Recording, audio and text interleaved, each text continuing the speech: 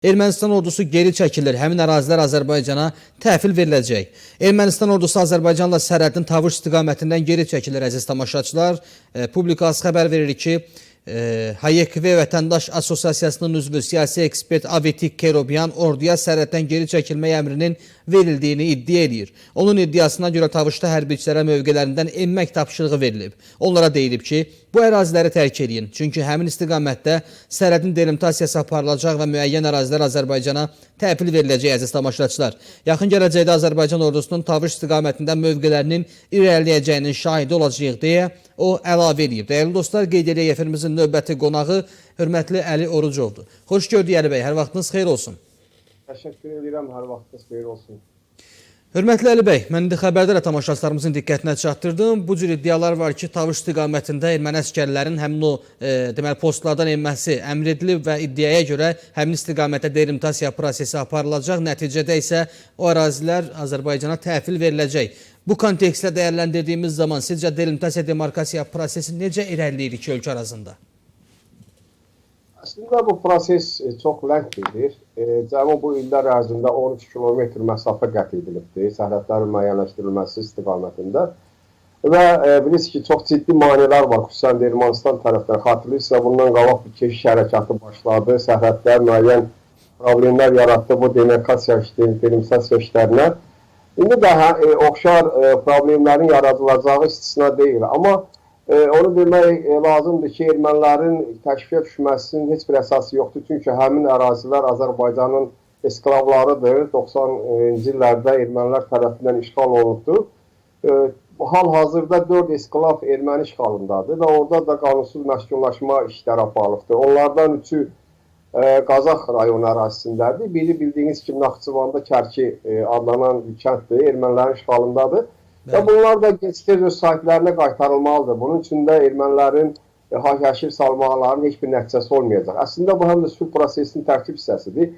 Çünki sərhədlər müəyyənləşdirilmədən, konkretləşdirilmədən, şərti sərhədlər, konkret dövlət sərhədləri statusu almadan əldə olunan sülh müqaviləsi kövrək olur, tam olmur və gələcəkdə hər hansı bir insidentlərə yol açan bir vəziyyət yaradır. Bu baxımdan hesab edirəm ki, bu baş verməlidir. Həmin ərazilər Azərbaycanın esklavları öz sahibinə qaytarılmalıdır. Əli bəy, yeri gəlmişkən, misal üçün Qazaxın kəndlərlə bağlı danışdıq, Kərki ilə bağlı danışdıq. Ermənistanın bugünkü ritorikası ilə bir müqayisə apardığımız zaman həmin o kəndlərin Azərbaycana təhvil verilməsi prosesini necə təsəvvür edirsiniz? Bundan qabaq kəndləri də vermək istəmirdilər. Bildiyiniz kimi Qazaxın 4 işğal olunmuş kəndləri var idi. Onları qaytardılar. Onlar esklav deyildilər. Amma bu sözü gedən kəndlər Sofuludur, Yuxarı Əskiparadır, bir də Baxudalı kəndləri konkret esklavdır və bunlarda məskunlaşma olubdur. Bundan qabaqki kəndlərdə ermənilər məskunlaşmamış. Təbii ki, bir qədər müəyyən erməni ictimaiyyətində narahatçılıq, etirazlar doğuracaq.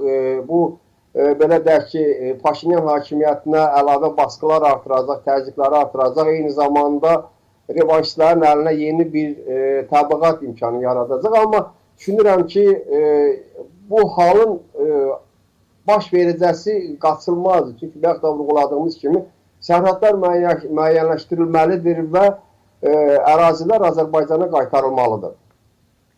Əli bəy, eyni zamanda cənab prezident İlham Əliyevin də bəzi çağırışları vardı Ermənistanla bağlı. Çağırışları zamanı əsas vacib şərtləri diqqətə çatdırarkən cənab prezident konstitusiyanı mütləq şəkildə dəyişməlidir deyir. Misal üçün Ermənistan buna nə zaman hazırdır? Misal üçün 2026-cı il adını eşidirik belə hər dəfə. İndi biz mesajlar eşidirik. Tutaq ki, Ermənistanın baş naziri bu yaxınlarda bir mətbuat konferansında bəyan elədi ki, artıq konstitusiyan işləmlərə başlanılıb, start verilir. Bilirsiniz, baskılar var. Paşinyan hökumətinə baskılar var. Paşinyan hökumətinin özü də hələ aydın bir siyasəti, aydın bir gündəliyi yoxdur.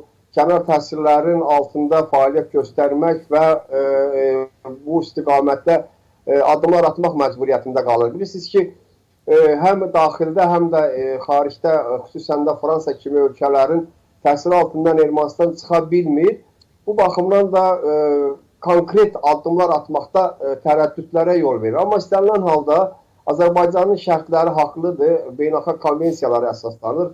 Həm də real şərtlərdir. Tutaq ki, sabah sülh imzalandı, konstitusiyada Azərbaycana qarşı ərazi iddiaları öz təsdiqində qalırsa, o zaman bu sülhü də mənasızlaşdırır. Yəni bilirsiniz ki, istənilən müqavilə, istənilən saziş, hər hansı bir razılaşma konstitusiyadan üstün qüvvəyə sahib ola bilməz, konstitusiyadan üstün qüvvə kəsb edə bilməz. Əgər bu saziş bağlanacaqsa, bu yenə də Ermənistan konstitusiyasından üstün bir hüquqa sahib ola bilmədiyinə mütləq o hüququ baxımından da o konstitusiyada dəyişikliklər olmalıdır. Bunun başqa bir alternativi yoxdur. Mən hesab edirəm ki, hələ Paşinyan hökuməti də buna hazır deyil. Faktiki olaraq son belə deyək, bələdiyyə seçkilərində böyük şəhərlərdə gümrüdə uduzması, revanşistlərin qalib gəlməsi onu daha çəkinəcəkli bir siyasət yürüdəcəyi düşünməyə əsas verir. Mən hesab edirəm ki, bunu nə qədər tezləşdirsək, tezləşdirilməsi lazım olsa, o qədər də Ermənistanın da xeyrinə olacaq. Çünki sabah Ermənistanda siyasi hakimiyyətlər nələr baş verəcəyini müəyyən eləmək olduqca çətindir. Çünki artıq bu təlatümlər var, baskılar var artıq və bu baxımdan da hesab edirəm ki, bu mütləq olmalıdır. İkinci bir məsələ də var. Yəni ATƏT-in bilirsiniz də Minsk qrupunun buraxılması məsələsi. Yəni bu da çox vacib faktorlardan biridir. Çünki bildiyiniz kimi 92-ci ildə yaradılan bu qurum Ermənistan-Azərbaycan münaqişəsinin sülh yolu ilə nizamlanmasına vasitəsi üçün yaradılmışdı. Artıq belə bir münaqişə yoxdursa, belə bir münaqişə Azərbaycanın öz gücü hesabına həll olunursa, deməli bu quruma da ehtiyac yoxdur. Faktiki olaraq bu qurum da olmamalıdır. Yəni bu iki şərt vacib şərtlərdir və düşünürəm ki, Ermənistan bunu etməlidir və cəmiyyətini də bu istiqamətdə hazırlamalıdır. Deməli, digər vacib məsələlərdən biri də ötən həftələrdə deməli Azərbaycan mediasında da bu cür iddialar dolaşıldı ki, Ermənistan hücuma hazırlaşır, Ermənistan təxribatlara hazırlaşır. Əslində biz görüntülər gördük, bəzi görüntülər. Erməni əskəri faktiki olaraq şərti sərhəd adlandırdığımız istiqamətdə Azərbaycan əskərini təhrik edir, ona daş atır, hətta söz atır. Bunun görüntüləri də var. Digər tərəfdən bunların bir veteranlar qrupları da vardı. Əslində terrorçu təşkilatdır. Koçaryan-Sarkisyan dönəmində də at oynadırdılar Ermənistanda, İrəvanda, QHT formatındaydı. Daha sonra bunlar partiya şəklində fəaliyyət göstərdilər və sərvənəxır. Bunların biri, bir qoca biri, gəlir şərti sərhəddə, hörmətli Əli bəy. Və erməni əskəri bu nə olduğu bilinməyən bu şəxsə hərbi salam verir, məruzə edir.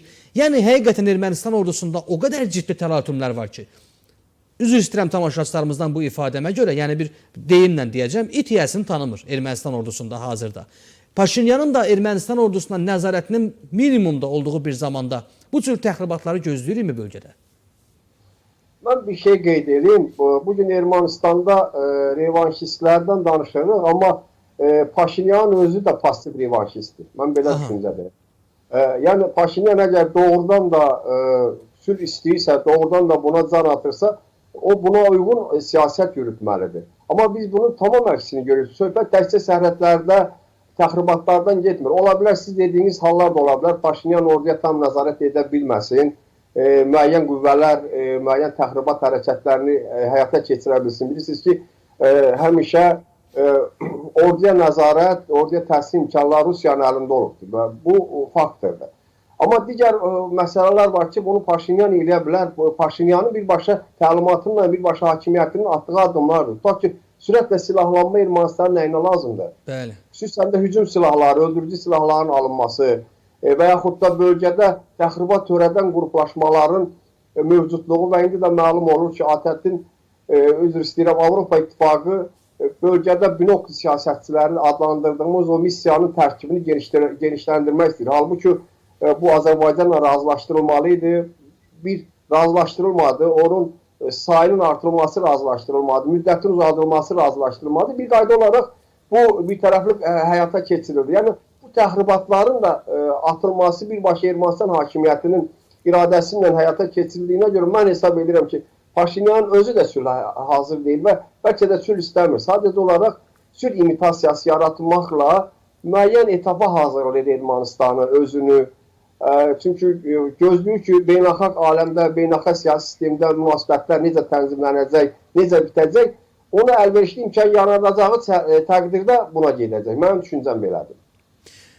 Təbii ki, cənab prezident həm də Donald Trump amilini də xatırlatdı və əslində ictimaiyyətə açıqlamasında Trump amilinin Ermənistanı narahat etdiyini də söylədi. Xüsusilə də Donald Trumpın mühafizəkar klubun, belə deyək ki, üzvü olan Donald Trumpın hakimiyyətdə olduğu dövrəndə biz 2-ci Vətən müharibəmizə start verdik sentyabr ayında. Onun gəlişi Ermənistan üçün hansı mənfi tərəfləri var? Donald Trump əvvəlki sələfindən fərqli olaraq daha real yanaşır hadisələrə. Yəni bilirsiniz ki, Biden faktiki olaraq Ermənistanla maraqları üstə düşən siyasət yeridirdi və onun dövlət katibi Blinken özünü Ermənistanın lap yaxın müttəfiqi kimi aparırdı. Amma Donald Trump'ın siyasəti bildiyiniz kimi Amerikanın maraqlarına kökləndiyindən Amerikanın Cənubi Qafqazda maraqlarının təminatı birbaşa Azərbaycana münasibətindən asılı olacaqdır. Və prezidentə göndərdiyi təbrik məktubunda da məlum olur ki, Ağ Ev administrasiyasının rəhbəri Azərbaycan prezidenti ilə işləmək fikrindədir və bu baş verəcəkdir. Mən hesab edirəm ki, əlaqələrin inkişaf etməsi, əlaqələrin yeni dönəmə qədəm qoyması nə ki Birləşmiş Ştatların maraqlarına təminat verəcək, həm də bölgədə sülhün və təhlükəsizliyin təmin olunmasına ciddi töhfələrini verəcək. Və xatırlayırsınız ki, həmin məktubda vurğulanan məsələlərdən biri də məhz Ermənistan-Azərbaycan münasibətlərin normallaşdırılması və sülh prosesi ilə bağlı fikirləri idi. Bu da ümid verir ki, Birləşmiş Ştatların Cənubi Qafqazda stabilləşmənin həyata keçirilməsində daha fərqli, əvvəlki sələfindən daha fərqli, daha uyğun həm regiona, həm də öz maraqlarına uyğun şəkildə həyata keçirilmək iqtidarındadır və bunu edir. Daha progresiv yanaşır, yəni Trump'ın baxışları, mən belə hesab edirəm. Evet, Trump'dan yola çıxmışkən, misal üçün indi olası bir senariyə əsasən beynəlxalq situasiya Azərbaycanın maraqlarına uyğundurmu? Bugün çox mürəkkəb bir dönəmdir. Açıq deyək, biz qəti şəkildə deyə bilmərik ki, Azərbaycanın maraqlarına uyğundur. Bunu biz Azərbaycan öz maraqlarına uyğunlaşdırmalıyıq. Yəni hadisələrin gedişindən öz maraqlarımızın bunun içində təminlə çalışmalıyıq. Yəni öz axarına buraxsaq ki, bu uyğun olacaq, olmayacaq, təbii ki, istədiyimiz effekti verə bilmərik. Amma faktiki olaraq bu şanslar var, bu imkanlar var. Azərbaycanın önəmi artır. Azərbaycanın təkcə regional deyil, dünyada beynəlxalq siyasətdə nüfuzu artır, hesablaşılır. Eyni zamanda Azərbaycan həm də vasitəçilik bir missiyasını üzərə götürə biləcək bir gücdədir. Bildiyiniz qədər də bugün Türkiyə və İsrail arasında danışıqların da vasitəçiləri Azərbaycan olubdur. Bunun özü Azərbaycanın güc söz sahibinə etibarlıq qazandığına bir işarədir. Və nəzərə alaq ki, bu Türkiyədə, İsraildə Birləşmiş Ştatların ən yaxın müttəfiqləridir. Biri NATO müttəfiqidir, digəri isə NATO'dan kənar strateji müttəfiqidir. Və bu anlama gəlir ki, bəli, bugün Azərbaycana önəm verilir və Azərbaycan bu yaranmış vəziyyətdən maksimum dərəcədə istifadəyə çalışmalıdır. Hörmətli Əli bəy, eyni zamanda təbii ki, Azərbaycanın həm də artan bir nüfuzu var. Elə Trump'dan danışdıq, beynəlxalq müstəvidə baş verən proseslərdən danışdıq. Azərbaycan həm də bəzi məsələlərə artıq ev sahibliyi eləyir və bu ev sahibliyi etdiyi mövzular da sadə məsələlər deyil. Misal üçün, Türkiyə və İsrailin bir araya gəlməsi, bu kimi məsələlər Azərbaycanın beynəlxalq ictimaiyyətdə nüfuzunun artmasına xidmət etmirmi? Elə geri gəlmişkən, yaxın şərqdə İsrailin də tutaq ki, maraqlarının qorunması istiqamətində Türkiyə ilə anlaşması çərçivəsində biz Yəhudi lobbisinin onsuz da dəstəyi olurdu, ancaq bu dəfə daha da fərqli bir dəstəyi müşahidə edə bilərik. Olası bir senaryoda yenə qeyd edirəm.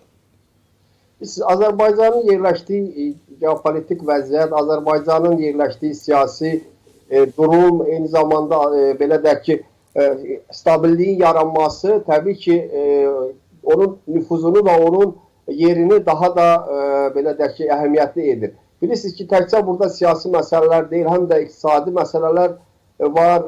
Buradan belə deyək ki, orta dəhlizin keçməsi məsələsi var, digər layihələr, enerji layihələri var və buna görə də Azərbaycanın önəmi getdikcə artır. Təbii ki, o məsələnin özünə də bayaq vurğuladıq. İsrail-Türkiyə münasibətlərinin normallaşması istiqamətində Azərbaycanın rolu. Deməli, Azərbaycanın gücü və sözü keçir ki, hər iki regional güc mərkəzləri Azərbaycanın vasitəçilik missiyasına önəm verirlər və bununla razılaşıblar. Mən hesab edirəm, birinci dönəmdə, yəni xatırlayırsa bundan əvvəl də Türkiyə-İsrail münasibətləri gərginləşmişdi və Azərbaycanın da rolu nəticəsində bu münasibətlər yumşalmaya doğru getdi. Mən hesab edirəm ki, bu görüşlərdə də, bu təmaslarda da müsbət nəticələr əldə olunacaq. Bu nəticələr təkcə belə deyək ki, Azərbaycan üçün olacaq, Azərbaycanı narahat etdiyi üçün nəticələrə söykənməyəcək. Həm də böyük bir qlobal prosesə təsir olacaq bir hadisə kimi qiymətləndiriləcək. Çünki bilirsiniz ki, əgər Türkiyə ilə İsrailin Suriyada, Orta Doğuda çatışması tamam prosesləri, nəinki regionda, ümumiyyətlə beynəlxalq aləmdə prosesləri fərqli şəkildə şəkilləndirə bilər. Bu baxımdan hesab edirəm ki, Azərbaycanın rolu buna imkan verəcək ki, demək, təkcə öz maraqlarını, öz narahatçılığını həll etməyəcək, eyni zamanda beynəlxalq ictimaiyyət narahat edən məsələlərə də özünün tövhəsini verəcək. Aydındır, hörmətli Əli bəy, sizə təşəkkürümüzü bildiririk. Minnətdarıq dəvətimizi qəbul etdiniz, iştirak elədiniz. Çox sağ olun bəy.